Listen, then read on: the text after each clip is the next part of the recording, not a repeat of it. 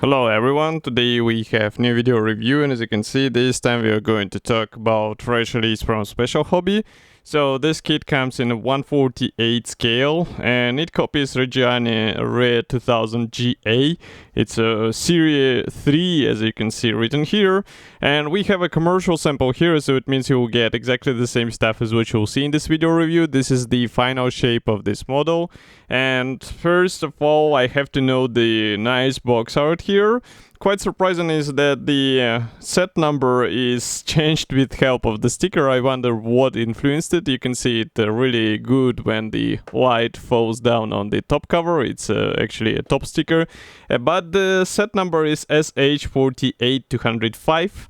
And also on the side here you'll find that it's made in Czech Republic. Here we also have some notes about the safety advices.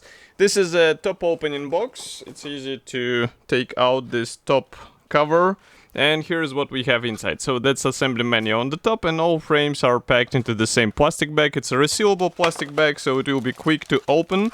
What I'm going to do right now, so just give me a second.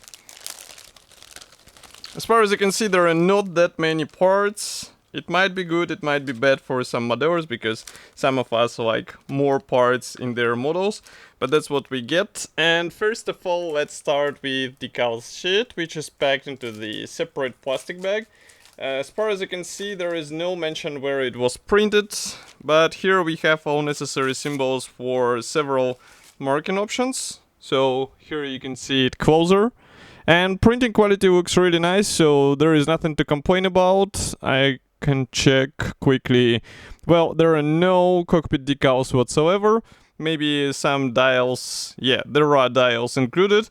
They were printed with a white paint, but that's pretty much all you get for the cockpit. And if you would like to get more, then you have to resort for some aftermarket PE maybe, or maybe just to copy it with your own hands and tools.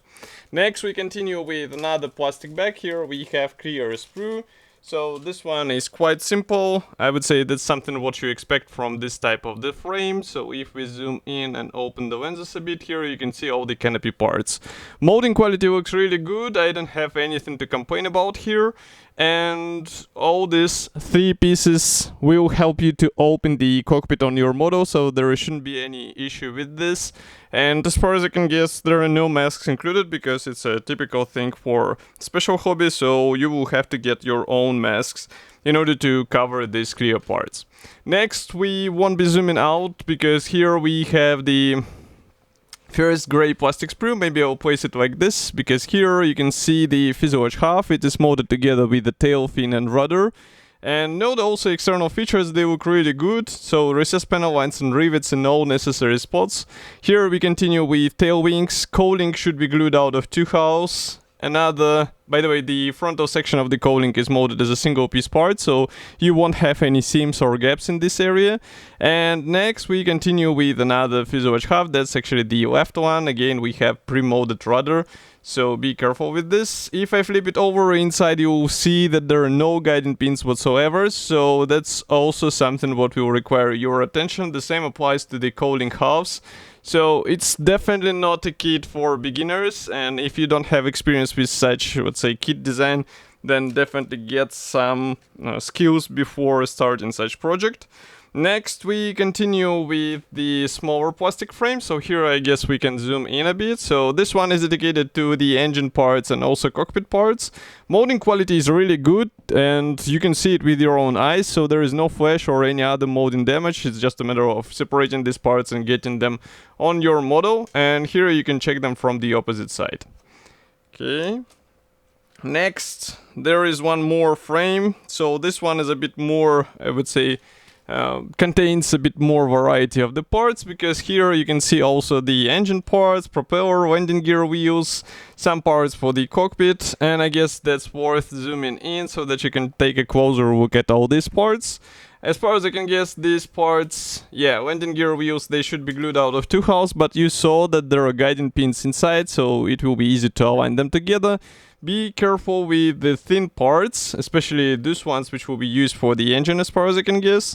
but it will also ensure the nice appearance of the engine because it's quite exposed on the aircraft of this type, so it will be visible, and that's why it's worth investing your time also in painting and weathering. Here, by the way, you can see the separate propeller blades, so be careful while installing them all together, assembling the propeller, because it will be important to get the right alignment between them. And last but not the least is this sprue with wing parts. So here we have a typical parts division. It means 2 top panels and 1 bottom. Note that all the wing mechanization is pre-molded, including the ailerons. And if I flip it over, just give me a second. So here inside we do not have any guiding elements, we only have these push marks, but they won't be visible because they will be hidden once you glue all these parts together. And now finally we can move on to the assembly manual. So here I will have to close the lenses first because it will be a bit too bright for you with the white color. So this is a typical special hobby brochure. As you can see, we have the short history note on the first page. Next we continue with the parts map, and I can see that almost all parts will be used here. You can see the small red cross and also one of the canopy parts, and that's pretty much all. And by the way, there was also a small ad for the masks and resin accessories for this set, so in case you would like to add more features, you can get them from CMK on the same website, I guess. Next we start with the assembly of the cockpit. So here you have to paint some parts in advance because otherwise you won't be able to reach them. And cockpit looks surprisingly detailed, so with some careful painting and weathering you can get a really nice pilot workspace. Note that the tail landing gear compartment is also built out of several parts. Then we start working on the engine, and this is quite interesting insert because here we have the view of the engine from the side, but then assembly of the engine just starts on the bottom of this page. And also here you can see the fuselage halves being joined together. Next we continue with the wing assembly. Here we install the engine on this special installation slot, and then we enclose it into the cowling. Obviously it might be a good idea not to glue the cowling onto the fuselage so that you can have it removable from the aircraft, but it's up to you. Then we continue with exhaust, tail wings, and landing gear, and final steps will include antenna, propeller, and canopy, where you have to decide whether you open it or close it.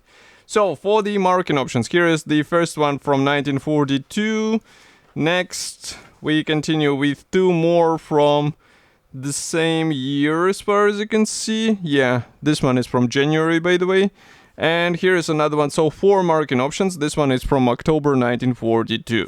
So all in all, we get a really interesting release of the Italian aircraft from Special Hobby. It comes in 1/48 scale, so it should look great once you assemble it together. And there is some space for improvements in terms of accessories and scratch building.